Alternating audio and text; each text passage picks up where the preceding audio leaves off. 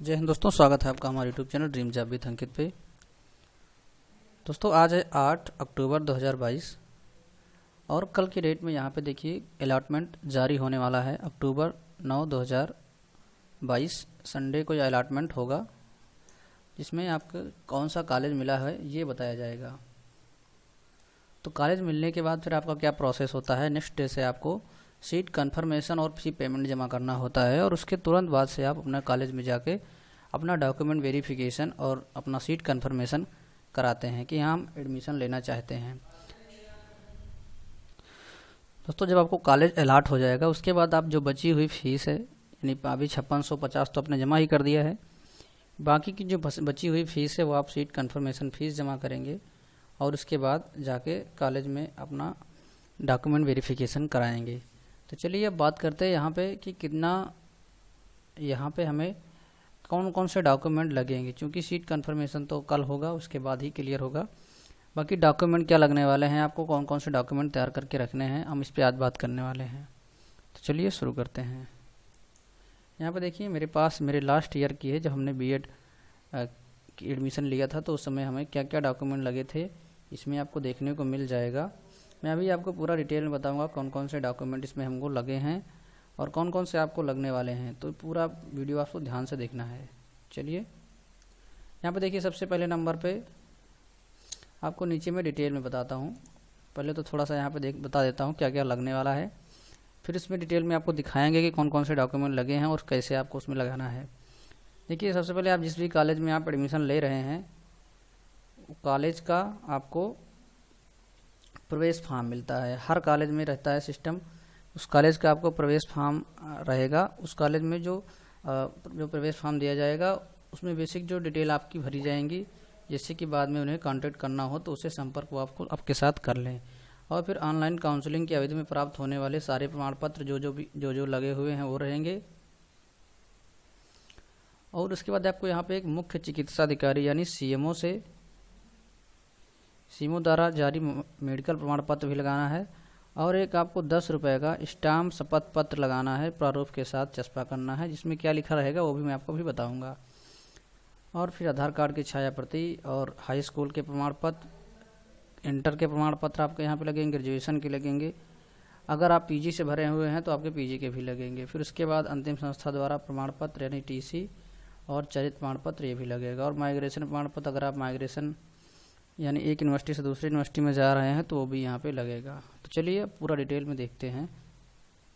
देखिए ये है हमारा फॉर्म जो हमने उस समय भरा था। यहाँ पे ये हमारे फिरोज गांधी कॉलेज का था। आपका जो भी कॉलेज होगा उस कॉलेज का रहेगा, इसमें बेसिक डिटेल आपकी फिल होती हैं। तो ये तो हो जाएगा आपका मेन कॉलेज का। उसके बाद फिर आता है दूसरा नंबर, इसमें आपका एप्लीकेशन फॉर्म जो आपने भरा हुआ है वो लग जाएगा, बीएड वाला। उसके बाद स्कोर कार्ड लगेगा, आपका रिजल्ट, फीस रसीद जो आपने अभी 5650 की वो, और उसके बाद अगर रिमेनिंग फीस आप जो जमा करते हैं उसकी लगेगी। फिर उसके बाद कॉलेज अलॉटमेंट लेटर, आपको जो इसमें लिखा रहेगा कि कौन सा कॉलेज आपको अलॉट हुआ है वो लगेगा। तो ये तो हो गया दूसरे नंबर का। उसके बाद तीसरे नंबर पे आपको देखिए ये है मेडिकल सर्टिफिकेट, यहाँ पे फिटनेस फॉर, अब यहाँ पे गवर्नमेंट हटा के यहाँ पे एडमिशन कर दिया गया है। यहाँ पे ये सारी चीज़ें लिखी रहेंगी। ये आपको हो सकता है आप वहाँ जाएंगे जब सीएमओ ऑफिस तो वहाँ पे आपको फॉर्मेट दिया जाएगा, फॉर्मेट आपको वहाँ मिलेगा, फिर आपको डिटेल यहाँ से भर लेनी है, भर के यहाँ पे दे देना है।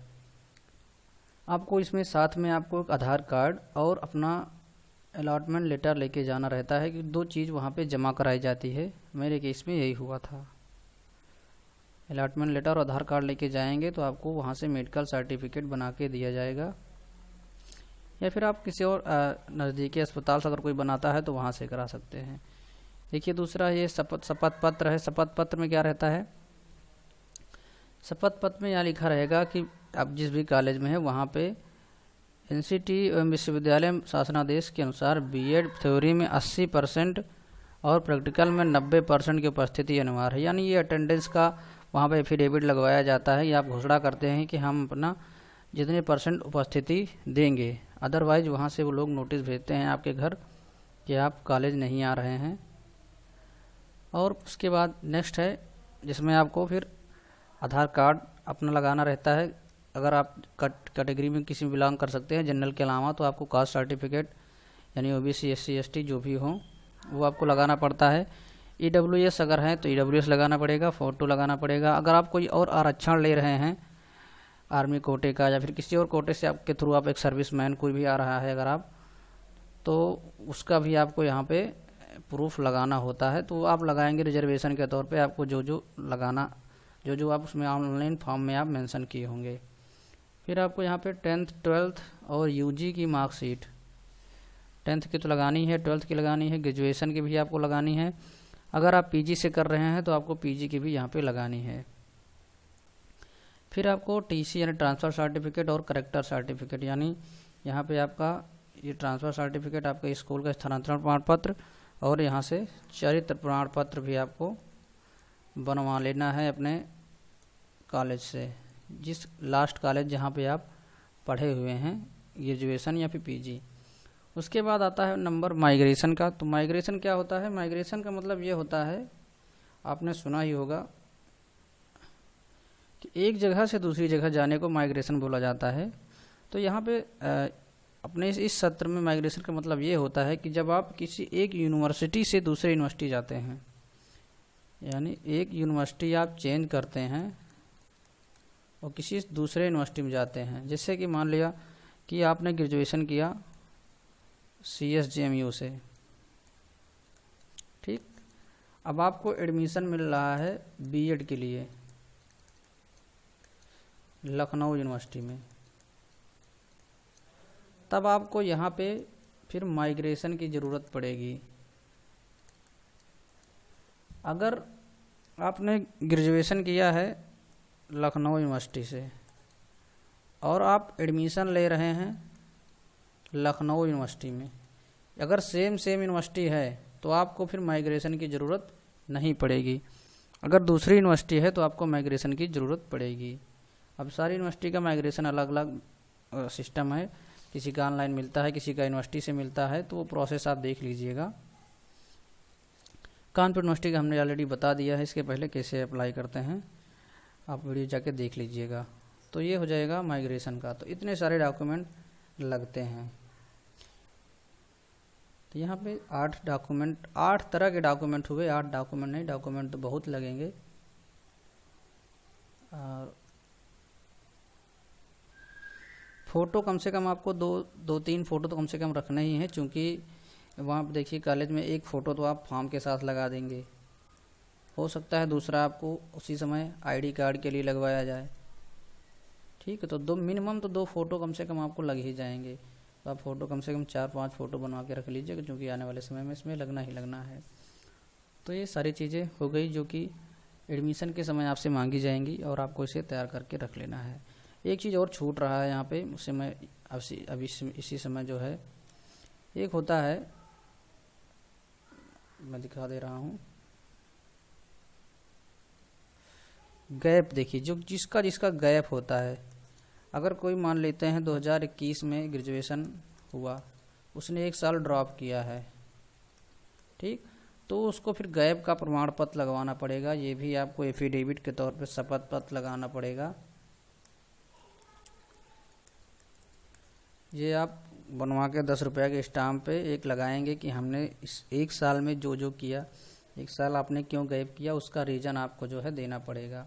देखिए कोई शपथ पत्र नॉर्मल कॉपी पे लगा देता है, कोई आपको जो है वहाँ पे स्टाम्प पे लगाता है। तो इसका जो है आप अपना कॉलेज में पता कर लीजिएगा कि स्टाम्प वाला लगाना है कि नॉर्मल आप जो है घोषणा पत्र दे देंगे, उसे मान कर लिया जाएगा। तो ये एक चीज़ एक्स्ट्रा है, ये सबके केस में नहीं होगा। जो लोग गैप किए होंगे उनको यहाँ पे गैप ईयर का जो है लगाना होता है एक प्रूफ। तो उम्मीद करते हैं यहाँ पे आपकी सारी कन्फ्यूजन, सारे पॉइंट क्लियर हो गए होंगे। फिर भी कोई दिक्कत होती है तो आप कमेंट बॉक्स में कमेंट करके पूछ सकते हैं। मिलते हैं नेक्स्ट वीडियो अच्छा लगा तो लाइक करिए, चैनल पर नए सब्सक्राइब नहीं किया तो कर लीजिए। हम इस चैनल पे B.Ed से संबंधित, वैसे तो हमने इस B.Ed से संबंधित सारी वीडियो अपलोड कर दिए हैं, फिर भी अब नेक्स्ट जो है अब इस नए सत्र में भी हम अपलोड करने की कोशिश कर रहे हैं। जो चीज़ें आ रही हैं उन पर हम वीडियो बना रहे हैं। अब नेक्स्ट वीडियो हमारा होगा, अभी तो काउंसलिंग चल ही रही है, इसके बाद हम बनाएंगे आपकी स्कॉलरशिप पे, स्कॉलरशिप कैसे भरें कि आपकी स्कॉलरशिप क्लियर हो, एकदम अच्छे से आए, कहीं भी कोई चीज़ें गड़बड़ ना हो। तो हमारा बीएड अब कंप्लीट हो चुका है, तो हम आपको अच्छी तरीके से गाइड कर सकते हैं। तो मिलते हैं नेक्स्ट वीडियो में, तब तक के लिए बाय।